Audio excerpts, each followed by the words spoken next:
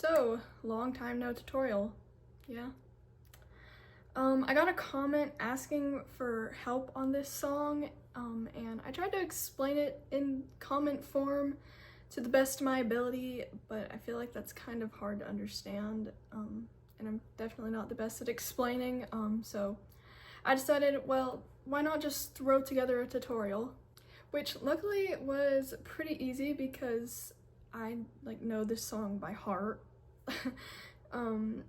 I didn't even have to listen to the song to start writing all the tabs. I did listen to the song, but initially I just started writing it out from memory because I've listened to it a billion times and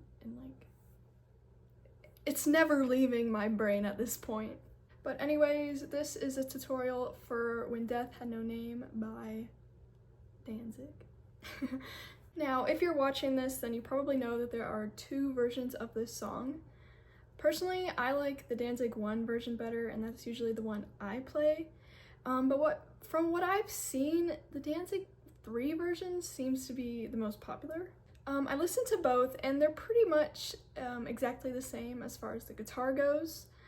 The only difference is that the Danzig 3 version is tuned down half a step, and while the Danzig 1 version is just in standard. So I've decided to put my own opinions aside, tune down to E flat, and go off of the Danzig 3 version because I just feel like it will be less confusing for a majority of people. And if you're another odd one out like me who likes the Danzig 1 version better, I'm sorry. You're just gonna have to deal with it. So once again, to reiterate, the only real difference is the tuning. The Danzig 1 version is in standard, and the Danzig 3 version is in E flat. I just need to shut up and play because I feel like I'm overcomplicating this. So let's begin with the first riff. I don't really know what to call it. This is kind of one of those weirdly structured songs where it's like, what exactly is considered the verse or the chorus here? But this is pretty much what I would call the main riff, and it goes like so.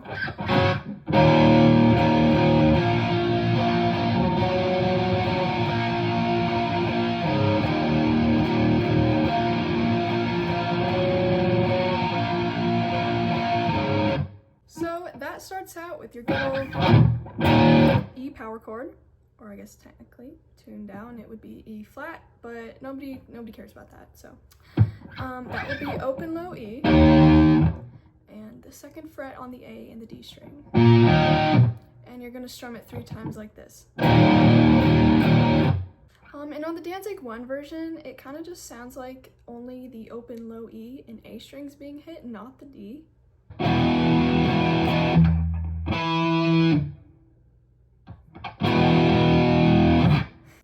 I'm not 100% sure, and honestly, I still play the chord with the D string included because it's just easier, but I'm just gonna mention that for the sake of mentioning it. However, I definitely hear the D string being played for the Danzig 3 version, but anyways, we're already on to the next chord. So after that, it goes to a B power chord. So 2nd fret on the A string, and the 4th fret on the D and the G strings. And you play it in the same kind of rhythm pattern, whatever you want to call it, as we did before, so like this. And for the Danzig 1 version, when you get to here, there's a little bit of vibrato done when you first hit that B. It's very subtle, but you can hear it, but it's not done in the other version. Alright, so it's simple enough, but then we get to this funky chord, which seems a lot more complicated than it really is. I just realized you couldn't see what I was doing on the frets, and I do apologize, but I can't be bothered to re-record that whole thing because it would take too long. So I made tabs, and it takes forever, so please just follow those. So anyway, for the funky chord, keeping your fingers in the same shape for a B chord, all you're gonna do is move 1 finger to the 5th fret on the D string. So, and that should start to sound familiar. And another thing, if it is easier, you could just do the B power chord like this and leave out the G string here, so it's easier to get to the next chord. without having to move your pinky from here, or whatever finger, I guess, but how would you do that with any other finger? I don't think you could. All right, so we've got this down. But now, and this is actually something I missed for a while, you're gonna wanna get the open G string in there too. Listening closely, there's almost this like the word that always comes to my mind when describing the way like letting open strings ring out when they're technically not supposed to is like sparkly. And hearing this chord in the song, it has that little like sparkle to it. And I believe that is because you are not only hitting the G note here, but also the open G note along with it, and it gives that cool sound. So 2nd fret A string, 5th fret D string, and open G. And you're just gonna strum that 2 times like this. And if you're a sloppy player like me, it is kind of easy to accidentally hit the E and B while trying to hit the G. So if you prefer, you could just leave that out and disregard my whole rant if you so please, but I was truly kind of angry at myself for not noticing that detail sooner. So now you've got that down. And after that goes back to the regular B, and you're gonna strum it like this 2 times. But now we run into a variation area. So I'm gonna stop and go over that for a sec. So for the Danzig 3 version, after doing this, you're gonna hit the open A and D strings. So like this. And it's just kind of to transition back into the beginning E chord to repeat the riff again. And this is the same throughout the whole song. So all together. Like that. But however, for the Danzig 1 version, there's a few little variations that occasionally happen. So majority of the time, it is the same thing that I just did. So the little ending part. But the first variation goes like this.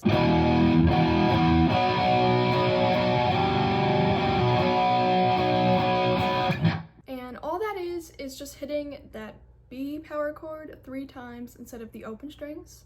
All right, and the next one that happens, like twice in the song, I believe, it goes like this.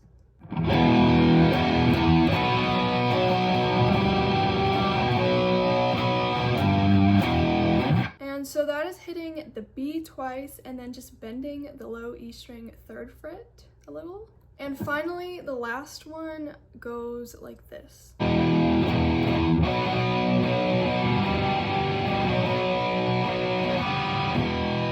And it's kind of the same as the first one with more open strings, but instead of hitting the A and the D, you're gonna hit the G and the B.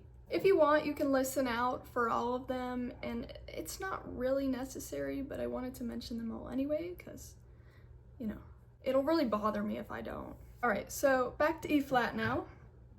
So you repeat that whole main riff 4 times over, so I'll just play it again just to show you.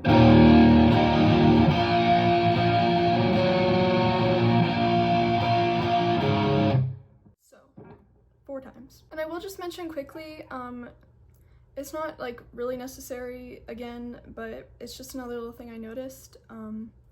So when you're doing the last run of that riff the 4th time, to like transition into the kind of next part, when you get to here, it kind of just like goes, you strum the B once and then hit the open A and D to go into the next part. So like this.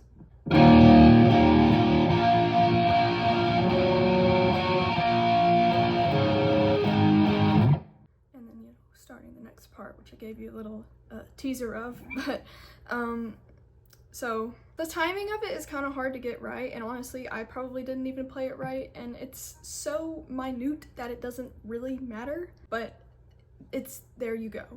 So after that we get to the next riff, and again I don't really know what to call it, but it goes like this.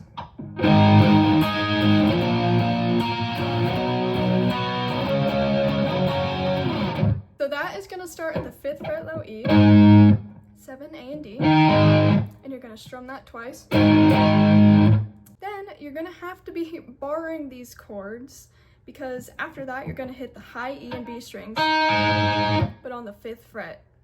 So unless you can somehow move from here to here quick enough, you're gonna have to do the bar chord.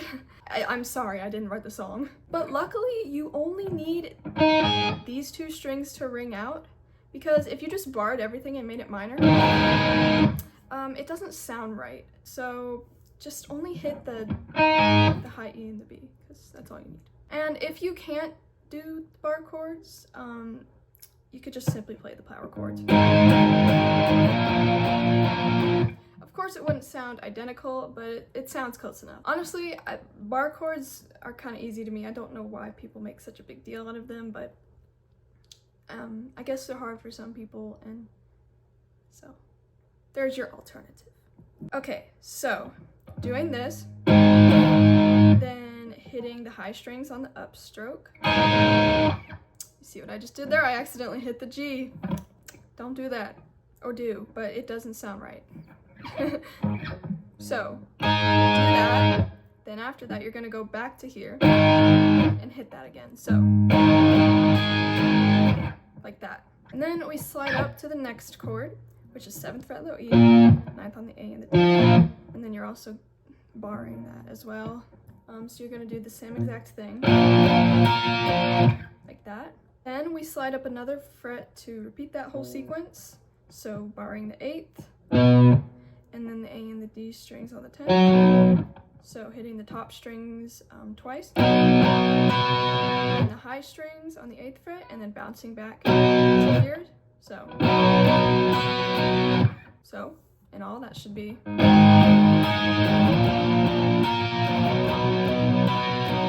And now we move up to the 10th fret low E, and the 12th fret A and D strings, and you can rejoice because you don't have to bar this one. You just strum it twice, and then you're gonna move to the 10th fret A string and the 12th fret D and G. So just moving down strings, and then you just kind of slide all the way back down to where you need to be next, which is the E. So. And also, when I play this, usually I just move my 2 fingers, ring and pinky finger, down the strings to the D and the G, keeping this finger in the same spot. Just because it's easier to me and makes the transition smoother, but you can do whichever. I just wanted to point that out in case you saw it. It's like the Johnny Ramone chord, you know? How he just like bars it. It's like that. Then we go back to the main riff. Same thing. And you're gonna repeat 4 times just like before. And then again, if you want to do them, you can listen closely for the variations that I went over. And once you're done with that, you go back to this again.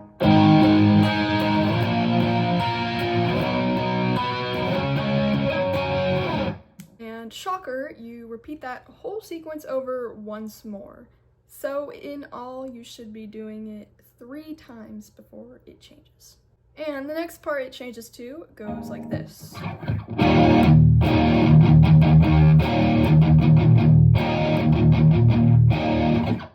Sounds pretty simple, right? And it is. It's literally the same chord the entire time. Going back to the E chord, low E string, open, and 2nd fret, D. So you start by striking it once, like this. Then once again, but this time palm muted, so like that. And then hitting it again normally. So like this. Then you're gonna go back to palm muting, but it's gonna be like alternate picking it 5 times. Like that. And after that, you hit it open again like I just did, so. And then after that, you're going to repeat this part twice. So all together, it should be.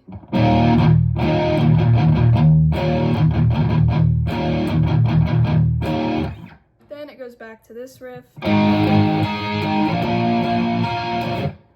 Same exact thing, same exact way, no changes. And then reverting back to the main riff like usual, but it is a little different and it goes like this.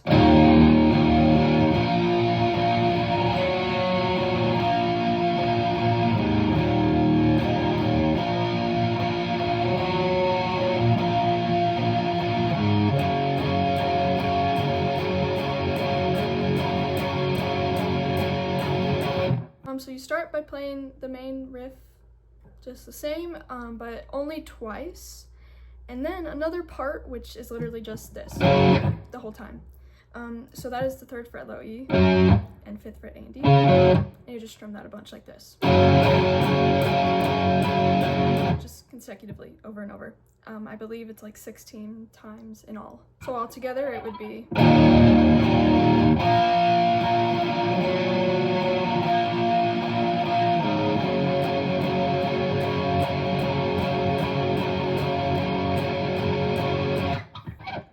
And then after that, you are gonna go back and repeat this main riff.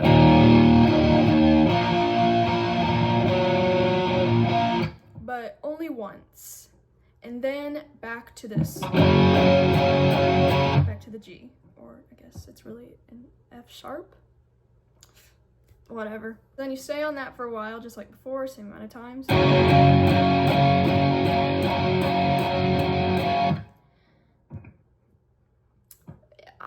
I'm not gonna make you sit through me playing it for the long time because it's a lot. It's kind of long. So now, in all, you should have this.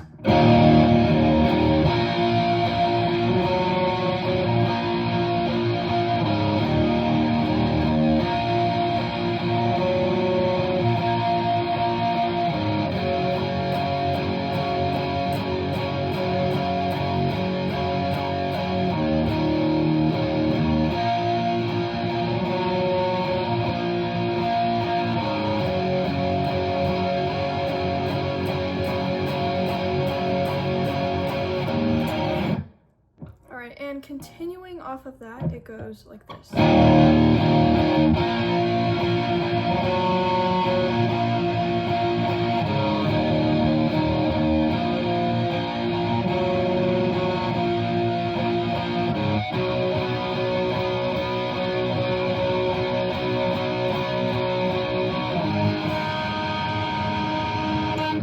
So, shocker, you're gonna go back and do the same main riff again.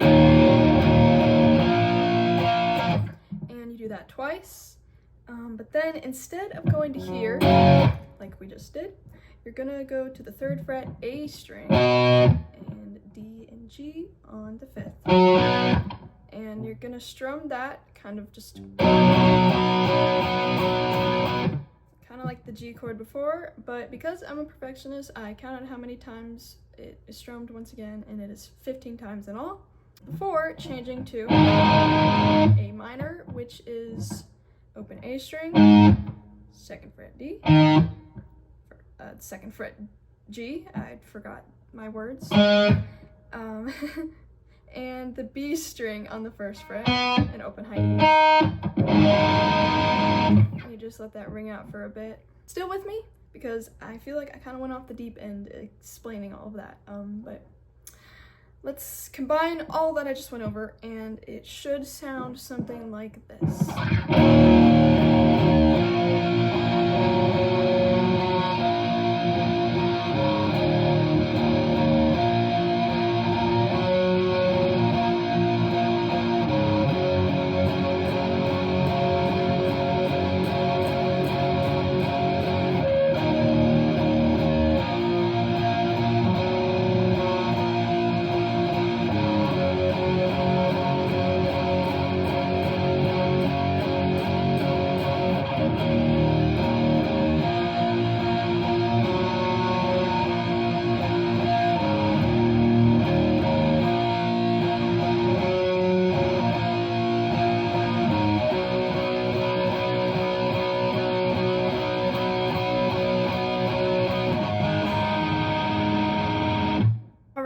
And after that, it goes back to your regular main riff, and it's done the full 4 times like we originally did.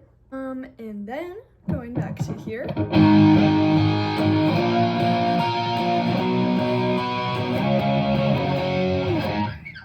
Same exact as before. And then after you do that, it will go back to the palm muted part on the E, just like before.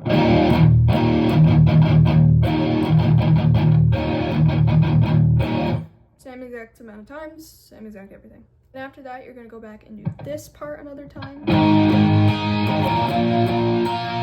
That whole thing. And now, finally, we get to the fast part. Wasn't that a doozy?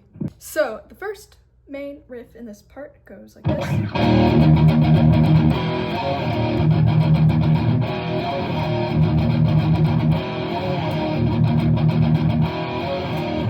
It's a shortened version, but you know, just to show you. So, more E power chords and more palm muting. Gotta love it. So, low E, open, 2nd fret A and D, and you're first gonna hit that once, just regularly. And then you're going to palm mute and alternate pick it 8 times. And then you're gonna go to this kind of funky thing, starting at the 3rd fret, A and D string. And you hit that once, and then slide that shape up to the 5th fret, A and D. Then, to restart the riff, instead of hitting that full E power chord like the first time, you're gonna slide this shape that you have at the 5th fret back down to the 2nd fret, A and D. So like this. So in all, you should have this.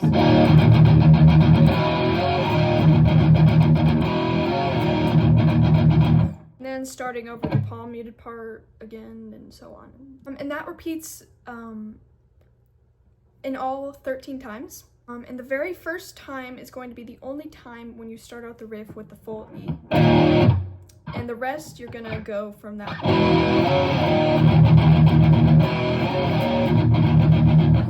And on the very last time around, you kind of just stop after sliding from 3 to 5 to jump into the next part. So just. And speaking of that, the next part after you do that whole mess goes like this.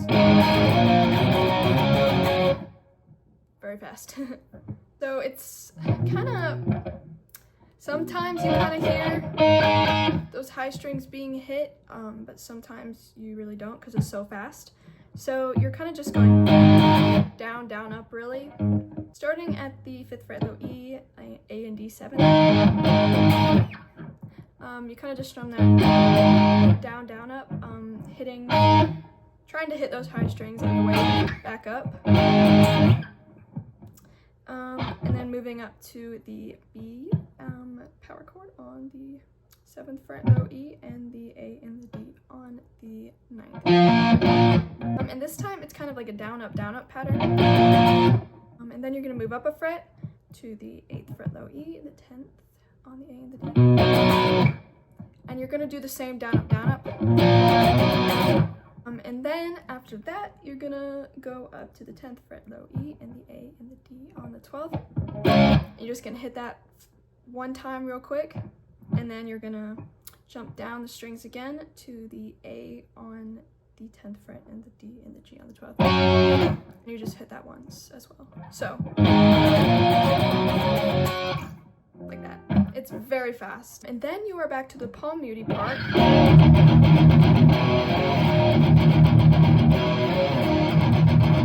But it is only played 2 times. So you start your riff off with the full E power chord. And then the little slidey thing. And then back to palm muting. And then on the last part to transition to the next thing, you're going to do the slide from 3 to 5 again. And then back to this riff.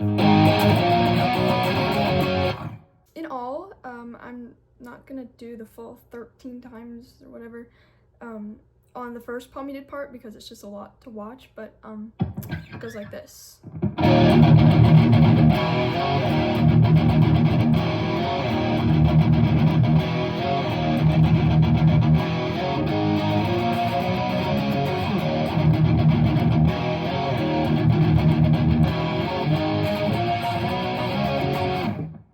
And then after that, the next part goes like this.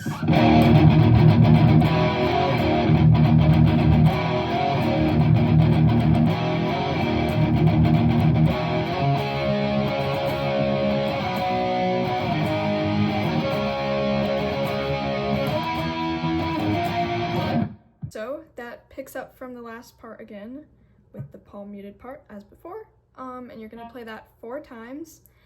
And then, you know, on the last time, just stopping at that 5. And now here is how the next part goes. So that starts at the 5th fret A string and the 7th fret D and G. And it's strummed 4 times, sort of like that. Then you're gonna go down to the 3rd fret A and the 5th on the D and the G strings. Strum it once, and then strum it another time to kind of transition into the next chord. And the next chord is open A string, 2nd fret D and the G. So far, that should be. After that, you're going to go back to the D chord at the 5th and the 7th frets. Same exact way, but then you're going to go all the way up here at the 8th fret on the A string and the 10th on the D and G. And you're going to strum it like this. And then you're going to slide down to the B on the 2nd fret A and the 4th on the D and the G. So in all, that should be.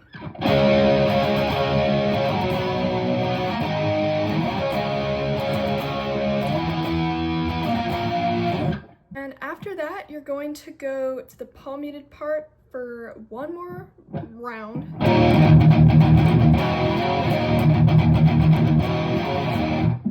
And that is going to be played 4 times over, like we previously did. And then, you know, at the ending, stopping at that 5. Now we are finally to like the little outro, and that goes.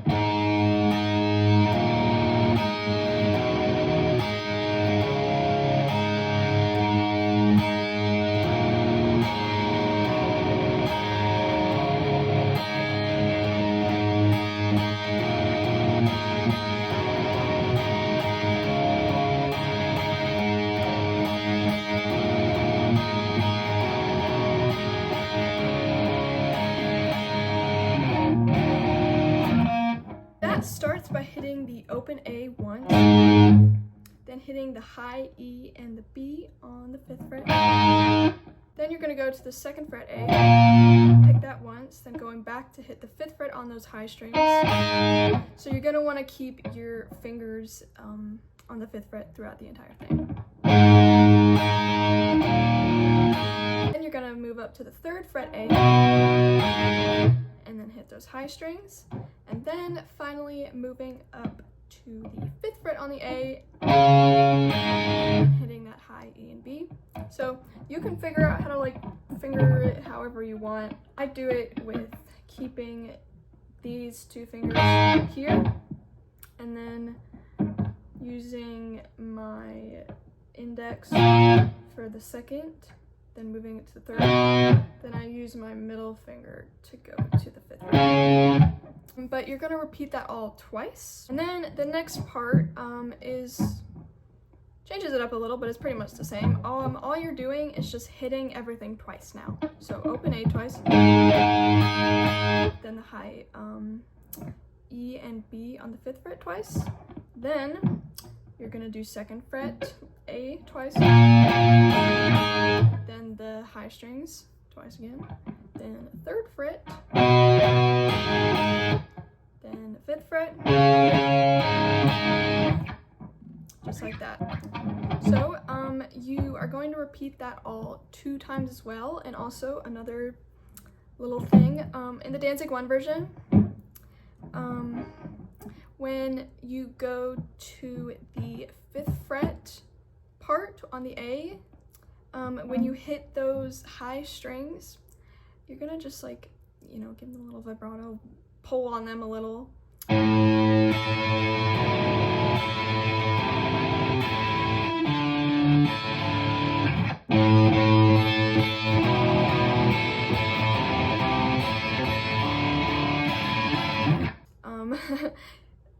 You can just hear it, but it is not in the Danzig 3 version. Then after that, to end it off, you're just gonna hit that E power chord, and it's kind of just like strummed a bunch like this, you know, that kind of thing. So all of that, I don't know why I did that. All of that should sound like this.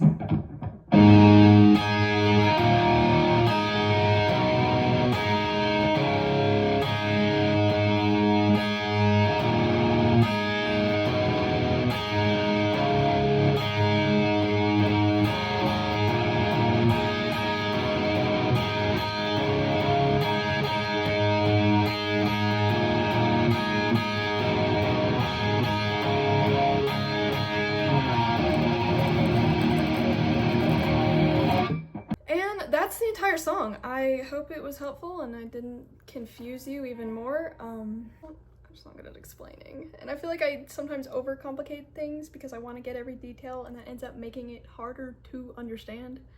And I also am just not good with tutorials for whatever. I mean, like for anything, any tutorial.